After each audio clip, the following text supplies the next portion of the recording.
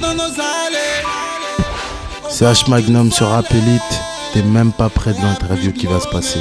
Chut, Régler la facture d'eau. Tellement de mépris à qui parler. Quand t'as plus de salaire. Donc isolé. Y'en a qui ont choisi le grand saut. Des frères ont pris les armes. Moi, j'ai appelé Fun Dream parce que, en fait, dans mon parcours, j'ai eu beaucoup de difficultés. Ça, c'est d'apparence, ça a l'air facile comme ça, mais j'ai eu beaucoup de bâtons dans les roues. Et au fait, ce projet, je l'ai appelé Fun Dream parce que c'est un projet qui arrive à aboutissement, tu vois, avec mieux exposé que les autres, tu vois. Et donc, j'ai franchi une étape. Et donc, quand je dis Fun Dream, c'est en mode je suis là, faudra compter avec moi. Sur Rafale et Dream, t'avais moins d'exposition, tu penses? Ouais, bien sûr. Et là, mais c'est crescendo, de toute façon. C'est comme ça, c'est la musique, hein, c'est pas... Mais après, tu sais, dans la musique, c'est compliqué. Il y a toujours des petits coups de pute. C'est la musique. La musique. Coup de pute égale musique, tu vois. Mais après, voilà. On fait avec. Et le projet Fun Dream, c'est vraiment en mode, les gars, je suis là. On caillera. On mangera dans le même plat, je vais mettre ma main. Je vais pas me laver les mains, je vais rentrer ma main dans le plat aussi. On va tous manger aujourd'hui. Et justement, tu parlais un peu du business précédemment. Il y a une époque où on a cru que tu étais signé sur le Wachibé, tu devais signer. Qu'est-ce qui s'est passé? Tu peux nous expliquer un peu? Non, en fait, le délire, c'est quoi? C'est que à la base, j'ai toujours été avec la section d'assaut, mais j'avais déjà mon producteur. En plus, qui est un très bon producteur, hein, donc je ne voyais pas pourquoi j'allais passer dans le roi. Mais il se trouve que mon équipe avec qui je traîne, ils sont signés chez le roi. À la base, je les ai ramenés chez mon producteur. Il pouvait pas. C'était un gros groupe, il ne pouvait pas tout gérer. Donc après, je les ai présentés à Dawala. Et donc, du Wati, boum, et ça a pété. Et donc. Et toi, même si ton producteur il est compétent, ça t'intéressait pas de signer sur le Wachibé pour avoir une force de frappe médiatique un peu plus importante? Ouais, mais le problème c'est quoi? C'est que moi je suis fidèle, frérot. Tu vois ce que je veux dire ou pas? Après maintenant le délire c'est que j'ai tourné avec eux, je suis avec eux, c'est mes gars. Quand ils sont pas là, je suis tout seul, tu vois pas? Enfin je veux dire dans la Zikmu, sinon j'ai mes gars du Tchekar, mais les gars du Tchekar, je vais aller avec eux, Planète Rap, et on dit ouais vas-y frère, j'ai trop honte, t'as vu? Bah après, t'as vu, moi je suis un mec de la street. Maintenant, la section, c'est des mecs avec qui je fais du Peura depuis le début. On se connaît avant la Zikmu, t'as vu ou pas? Dans d'autres délires, tu vois. Et donc, ça fait partie de mon équipe. Et le truc, c'est que je sois dans le WA ou pas. Au final, vous traînez ensemble, on est ensemble. Vous fréquentez quoi. Voilà, on se fréquente. Donc, après quitter. Non, je suis pas un papillon, tu sais, les papillons de nuit qui vont vers les lumières qui brillent. Sans beurre, frère. On continue.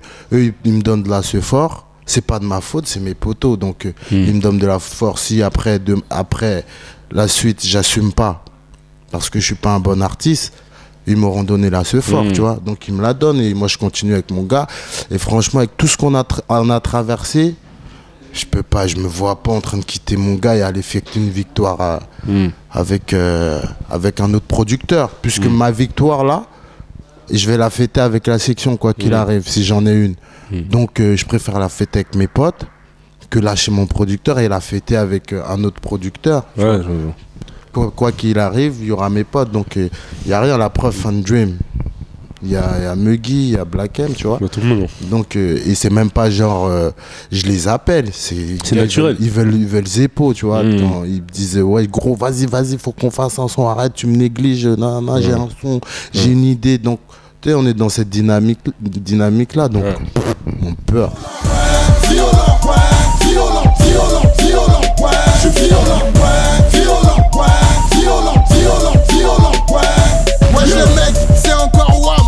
Tu voulais du rap, je te ramène du K1. Je kick dur, oui, comme les fins de WAM. J'en ai plus rien à foutre que les petits s'éloignent. Et tu peux nous expliquer un peu ton expression que t'es pas prêt? Ça veut dire quoi? Genre, TPP, efface mon numéro. Ouais, TPP, efface mon numéro. Ouais, je passe à un cran dessus, JPP maintenant. Ah, c'est quoi JPP? Jean-Pierre pas prêt. C'est le nom des mecs qui sont pas prêts. C'est-à-dire que sur ce projet-là, t'as tellement kické que les gens, faut qu'ils... Ils sont JPP, ouais. Ils sont JPP. Ouais, au fait, ce projet, en plus, c'est un projet à base, un projet en commun avec Muggy. Et le truc, c'est que nous, on connaît tous son talent, tu vois. On connaît tous son talent, c'est un artiste de génie. Donc, et lui et moi, musicalement, on se comprend bien, tu vois.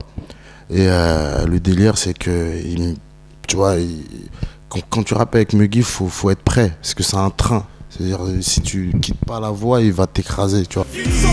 Vraiment quelque part. Si tu jacques sur moi, je ne serai qu'à quelque part. Tu n'existes pas. Ne me teste pas. Casquette, lunettes, peux pas. Donc, faut vraiment être prêt. Et c'est ça qui fait monter le level, tu vois. Et voilà, donc dans ce projet-là, Fin de Dream, on a kické. Moi, j'ai kické. Parce que j'aime ça, je suis un technicien, j'aime kicker, je rappe sur tout, je suis 4x4, je rappe tout. Ouais, on a l'impression que c'était un peu ça le but de kicker. Celui-là, c'était ça. Voilà, ça mais il y a des refrains chantés quand même, parfois. Il y a des refrains chantés parce que moi, je fais beaucoup de refrains. J'ai des refrains, frérot, t'es même pas prêt. Les gens sont pas prêts. Mais je suis un artiste solo. Je vais pas tout vous donner maintenant. Tu comprends? Je sais, petit à petit. Mais j'ai des dingueries dans ma tête. Après, le délire, c'est quoi? C'est que moi, j'ai fait mon parcours. J'ai toujours travaillé avec Muggy. Avec Gims, Barack, Lefa, tout ça. Et Muggy fait les frères. Pourquoi tu veux chanter en vrai, toi? Tu sais, tu te dis dans ta tête, ça sert à rien. Dès que t'as le refrain, tu dis écoute. Et lui, dès qu'il sort son frère, il est plus lourd. Laisse-le chanter, tu vois. Après, maintenant, quand tu fais ton album, ou tu vois, comme moi, dans mon truc, j'ai mon délire, tu vois ce que je veux dire. Mais moi, je fais des refrains chantés, mais je suis pas un chanteur. Tu comprends, j'ai des mélodies, tu me donnes un son, je peux te trouver une belle mélodie. Un artiste, tout quoi, ça. en fait. Voilà. Mais Muggy, c'est un chanteur. Tu vois, c'est pas pareil. Il peut faire un morceau de. Pour lui chanter, c'est plus naturel que pour toi. Que pour moi, t'as tout dit. Tu vois, même si toi, tu te forces pas à chanter. Quoi. Non, moi, je me force pas. Ça vient naturellement, mais c'est plus facile pour lui. Voilà, c'est plus facile pour lui. Bientôt plus de signal, le rap c'est pas la souna. On fasse que des sous-marques, là pour faire des sous-marques. Des milliers de livres posés sur le dos d'un himar. Parle pas de moi, je vais te faire du mal. J'attendrai pas l'heure, je te fumerai à la demi. Ouais, je trouve du cul, même avec des livres sur le dos. Un âne reste un âne, donc fonce dans le mur. Dans Fin de Dream, j'ai pas voulu me livrer. De toute façon, la pochette, tout dit le sens dans lequel j'ai voulu aller. Donc je me suis pas accentué sur les thèmes, j'ai pas voulu rentrer en profondeur. Mais j'ai voulu faire des bons sons, des beaux sons. Quand tu dis tu veux kicker sur ce projet-là, tu veux kicker pour montrer à tes concurrents que c'est toi que tu es en place niveau rap, ou c'est pour montrer je veux montrer à mon concurrent, sont pas prêts à t'écouter. À mes concurrents. Je veux juste montrer à mes concurrents que la famille, je suis là, poteau. Et qu'il suffit pas, et comme je dis aux petits qui commencent et qui croient, qui me regardent, ça y est, je parle, je suis nonchalant, ils sont même pas prêts, ils laissent tomber. Un bout de ma vie, c'est toute leur vie. Bref, mais je veux leur dire, gros, il suffit pas que de rapper, frérot. Je te dis un truc, t'es là, t'es derrière ton ordi, tu rigoles. Tout le monde sait rapper, frère. Tu vois, même Mazinko, elle rappe. T'as capté? Donc, il faut nous montrer qu'est-ce que tu es capable de faire, tu vois. Ok, tu sais rapper, bire-nous du dream, vas-y. Et surprends-nous. C'est ça le truc. Et moi, c'est de cette école. Et moi, j'ai commencé, section d'assaut, ils écoutaient mes sons. Tu comprends? C'est mon école, section d'assaut, tu vois. Donc, et depuis le départ, quand tout le monde était en train de sucer la bite à Rof ou Booba, essayer de rapper comme eux, poteau, nous, on était dans une autre Trixma. On était en train de rechercher, regarde. L'originalité. Voilà. Le petit truc qui va faire que vous soyez différents des autres. Différents des autres. Et je sais qu'il y a d'autres gens qui rapperont mieux que nous, sûrement, tu vois. Parce que de l'autre côté, ils chercheront d'autres délires, tu vois. Où ils vont s'inspirer de. Quand je dis sucer la bite à Rof ou Booba, ils ont du talent, wesh. Il n'y a rien à dire. Hein. Ils ont une carrière, on n'est pas prêts. Mais nous, on s'inspire de tout ça, mais pour faire du. Créer ton propre univers, quoi. Voilà, c'est pas t'arrives, tu prends un accent bizarre, tu crois que t'es une Kaira, alors que dans ton tiers potent, on te connaît même pas, t'as vu pas? Donc aujourd'hui, c'est plus mettre en avant le talent. Tu penses qu'aujourd'hui pour le rap dans les années à venir, ce qui va le faire perdurer, c'est justement le fait qu'il y ait des nouvelles têtes, des nouveaux univers, parce que si on reste bloqué sur le rap cité, c'est ça. Je pense que mais même si c'est le rap, même s'il est cité, faut qu'il soit bien fait. Ouais, bien fait, ce que je veux dire ou pas? Par Par exemple, j'ai dit un délire. Tu veux le son Zo de Caris. J'ai rien à voir avec Caris, poto. Tu regardes mes sons, j'ai rien à voir. Je dis même pas un truc qui dit, poto. Des gros mots de fou, de laisse tomber. Mon pouce dans ta chenille, chétane. Donc, mais ce son, frérot, quand je l'ai entendu, lourd. Tu sais, il m'a mis une tarte pas. Je n'ai aucune peine, je te nique ta race. Dans les veines, je n'ai que de la classe. Je veux savoir ce que ça fait de prendre leur place. Je m'entraîne à sourire devant ma classe. La capitale dans le Paris. Tout arrive de Colombie, arrête. Je rappe sale tellement avarié que même ces putains de rats attrapent la diarrhée. Il est ghetto, mais il est bien fait, il est tu bien vois. fait. Pas, le clip, la prod, l'attitude. Donc il y a des ghettos bien faits, tu vois. Faut savoir le faire, tu vois ce que je veux dire ou pas. Et donc il y a tout, de toute façon il y a plusieurs univers dans le Peura. Mais faut bien faire le truc. Faut arrêter de nous mitonner, rapper, crier et croire que tu sais rapper, tu vois. Les 16 mesures, 16 mesures, c'est pas un bon mal, frère. C'est pas parce que t'es un freestyler que tu sais faire un album. Je pense pas qu'aujourd'hui il y a beaucoup ce phénomène-là, les rappeurs qui sont bons en freestyle, voilà. Mais sur des albums, on peut pas les entendre, on voudra même pas les entendre. Bah oui. Ils sont bons, qu'ils ont le flow, ils ont peut-être la punchline facile. Voilà.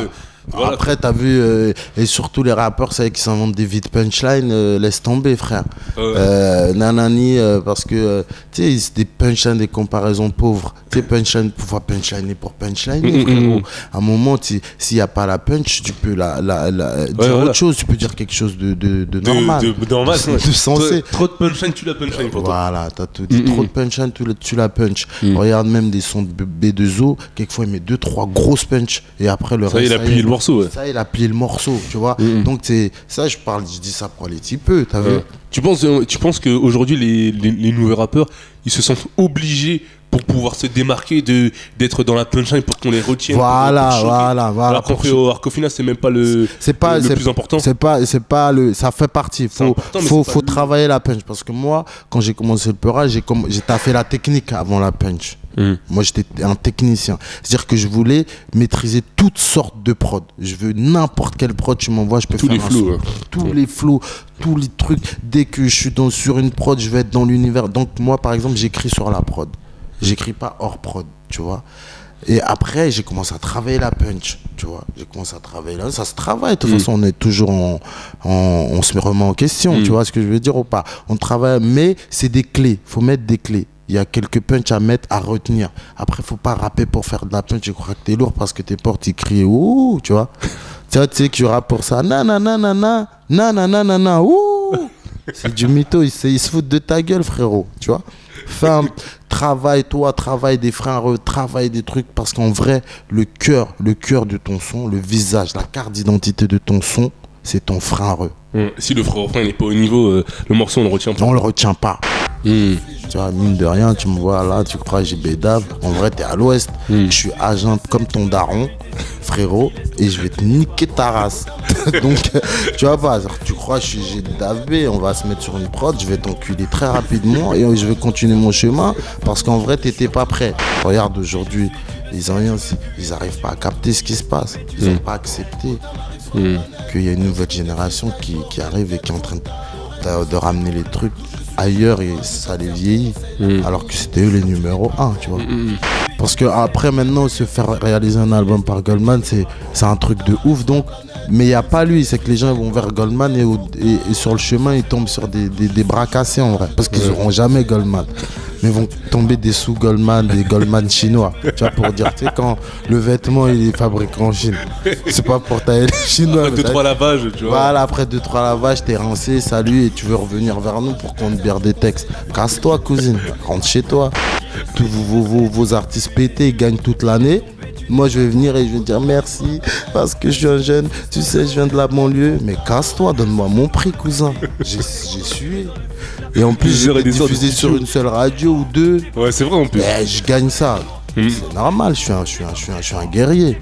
D'où je suis, je te vois, je t'observe, je te conseille la famille, je te jure, tu n'es pas prêt. Qui je suis, tu le sais, tu m'as vu et tes yeux m'ont tout dit, laisse tomber, tu n'es pas prêt. Gotham arrive sur la planète,